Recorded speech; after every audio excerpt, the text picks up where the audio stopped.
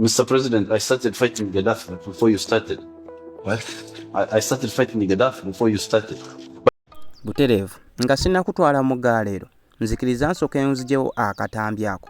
Nsooke nkulage akatambi kano nga musajja mukulu General Kaguta Museveni yeewaana bw'atyo okubanga abw'atyo yatandika okulwanyisa munywanyi we, wabula yeewaanira mu maaso g'abazungu baakireiminga essaawa ya leero nti tebalina kye basobola kukolera musajja mukulu His Excellency Robert Kyagulanyi Ssentamu. Ampuliriza mu sitole eno, ekituufu kiri nti sitole eno ekwasa ennaku kyokka sitole eno we yali eggwa baagiwandiikako omutwe ogugamba nti an African president that sold Al-Muammar Gadafi. Ampuliriza ono baali teboogera ku mulala okujjako omwami Yoweri Kaguta Museveni. Mr. President, I started fighting Gadafi before you started. What? I started fighting Gadafi before you started. But the only thing about Gadafi, why we're working with him, is on just one point. The south-to-south trade. Yes. He's one of the few people willing to do it. Compared, for instance, Saudi Arabia. Saudi Arabia, they have got a lot of oil, which we could buy and give them food, for instance, because they need food. They're a desert country. But sometimes they don't respond very quickly. But Gadafi does. If you say, I give you maize and you give me oil, he responds. So, Gadafi is a wide spectrum. Arab chauvinist. Yes. Expansionist. Islamic fundamentalist. Yes. But also South-South cooperation. So we just speak that.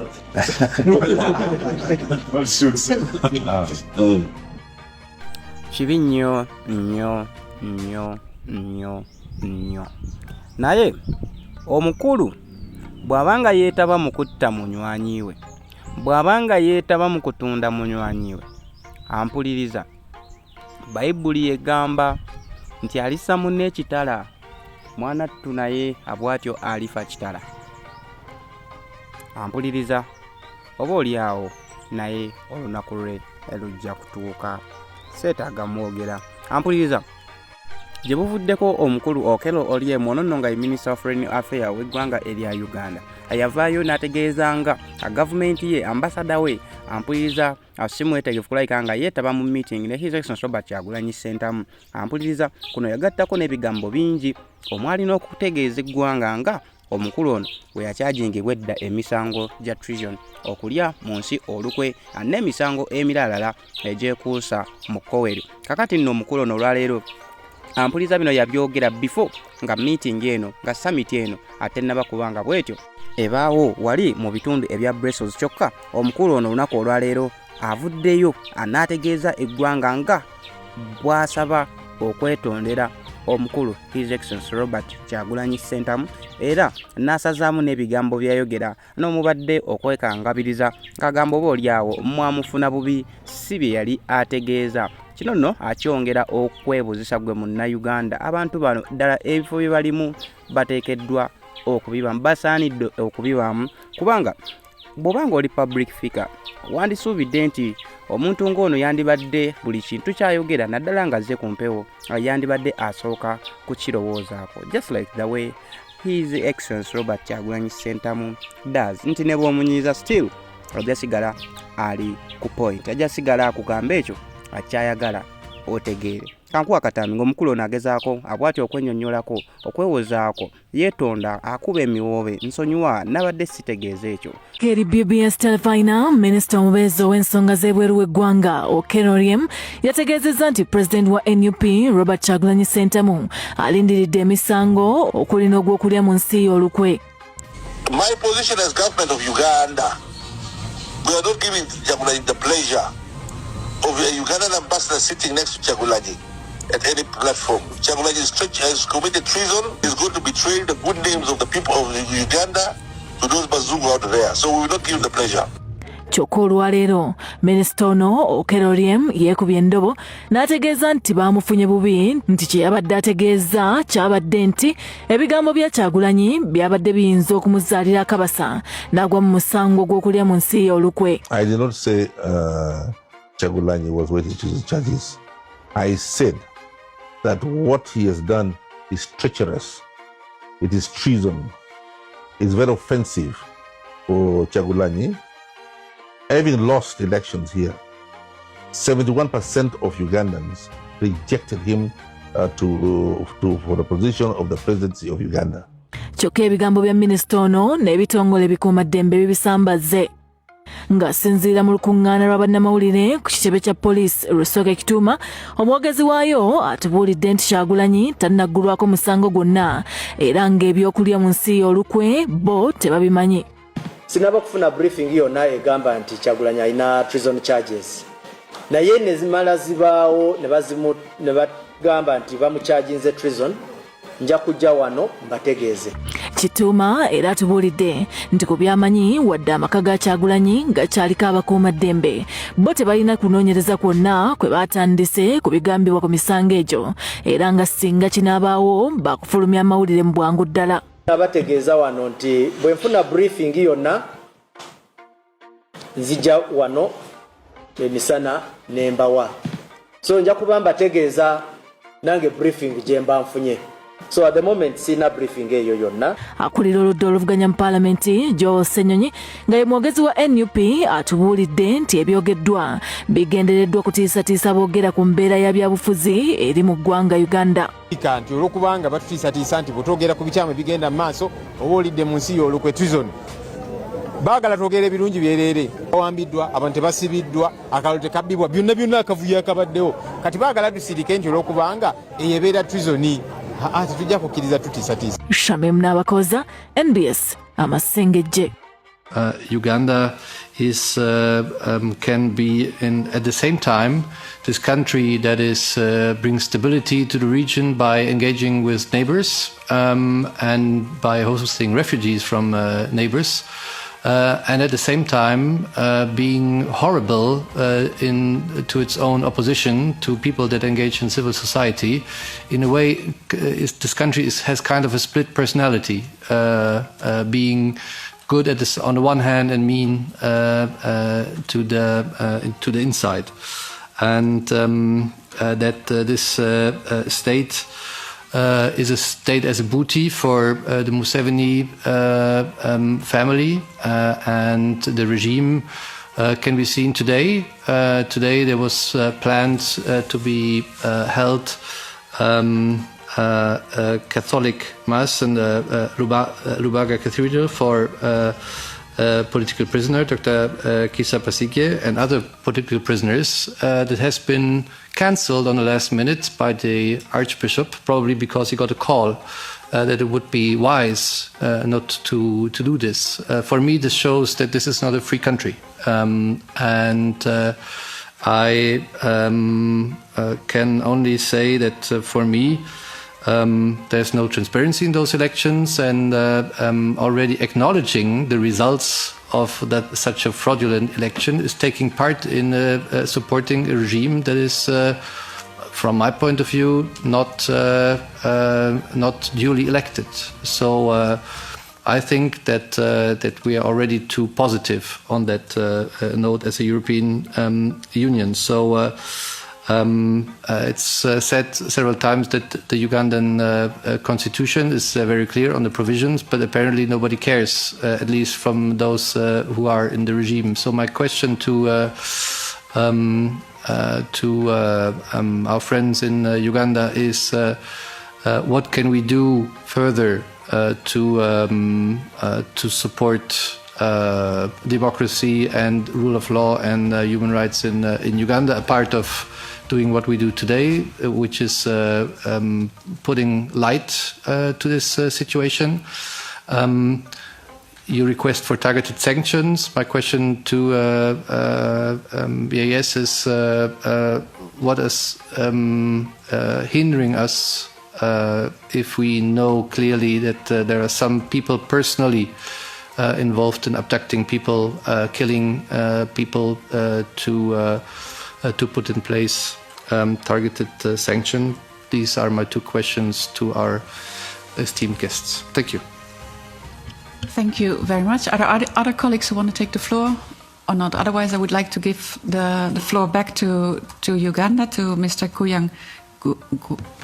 Kuyangulani, Mr. Bobby Wine. Sorry for your family name. It's a little bit difficult for me to pronounce. Yeah. If we can give the floor first to you and then to Mrs. B. Rita. Yes. Sure. May I request that you repeat the question again, please? So, Robert, first I said all the best for you personally and for your family, but I wanted to know a part of putting light on the situation and organizing meetings like this and calling for targeted sanctions. What else can we do in order to support you on the ground that are working for democracy in your country? Thank you very much. I'll talk about what you can do from your end and what you can do from our end here in Uganda. From your end, of course, you can apply targeted sanctions. And I hear very many times regime apologists claiming that when you put targeted sanctions on individuals, it affects the nation. No, it does not. It saves the nation.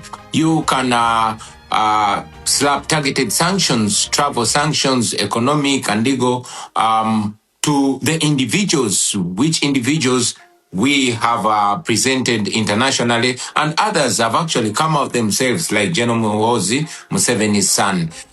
You have laws like the Global Magnitsky, which has been applied to many human rights violators.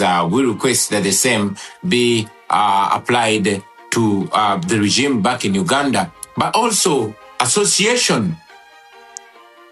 I mean, it slaps those who believes in democracy and human rights in the face when they see ambassadors or diplomats from the world-known democracies standing shoulder to shoulder with gross human rights violations. For example, imagine just a day or hours after General Muhoozi tweets taking pride in murdering people, in attacking people's families and undressing people and tweeting it, taking pride in killing. And then the next minute, you're going to see an official picture of an ambassador from a renowned democracy standing shoulder to shoulder. That is embracing, that is legitimizing impunity. And we call for a distancing on that. I mean, I've not seen an ambassador or an government official from a democracy standing shoulder to shoulder with Lukashenko or these other,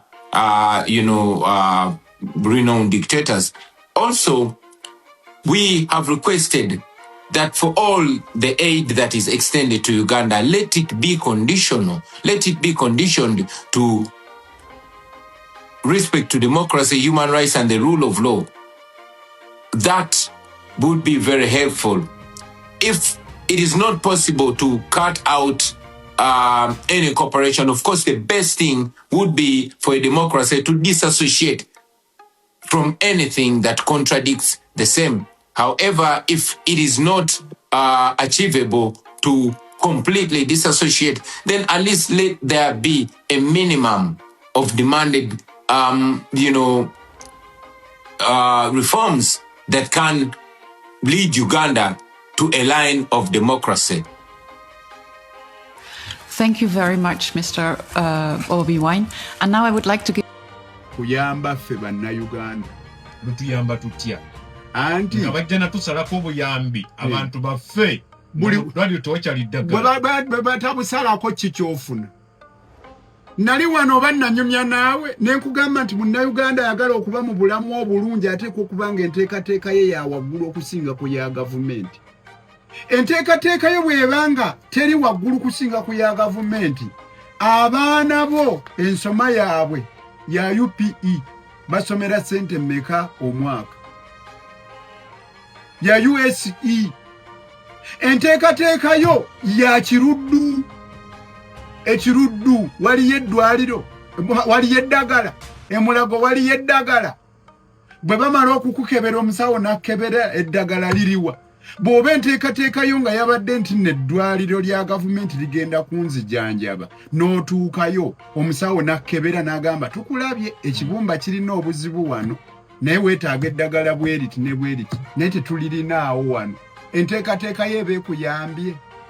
bwe tubadde nga sente ezo tuzifuna tuwonye enguudo ezijjudde aganya abapoliisi bafunye we basula awalungi kiki kye tufunye nga buli mwaka ogw'ebyensimbi obwesedde 10 bubbibwa trillions 10 zibbibwa tolowooza nti obudde butuuse tunyigirizibwe naye tusobole okwekwakulako effugabbi obulyake obukenuzi obulabbayi tuliyekwakulako bwekwakuzi bwe kiri kyovudde olaba nga ntandise nakugamba nti Museveni okujja mu buyinza waaliwo okutta abantu kyogamba nti ekkubo Kyagulanyi lyakutte binnyo okusinga ery'okwata emmundu notta banno n'oyita ku mirambo olyoka ofuna obuyinza kyogamba nti eryo ekkubo lye lisinga okuba ebbi obadde otya ggwe leka katulumemu naye bwe kamala okutulumamu tufune obuweerero mukibalekawo abakkiririza mu Robert Kyagulanyi Ssentamu n'ensonga ze engeri gyazitembeetamu ebigambo bino engeri gyabyogeramu nga tamanyiddwa wawaali tekijja kwafe oyo ye jjajja w'abajjajja Minkikeera omusajja omukonjo kuva mu ggwanga erya Kongo akugamba jangu akujjanjabe byonna ebikusumbuwa gwe atalina mulimu walogebwa gwe alina ebikusumbuwa oloota ebirooto ebikyamu toyina mwami atoyina mukyala toyina mulimu ajangu asokubanga akujjanjabe mutuukirire ku nnamba z'essimu ezo wammanga agwatyo akuyambe.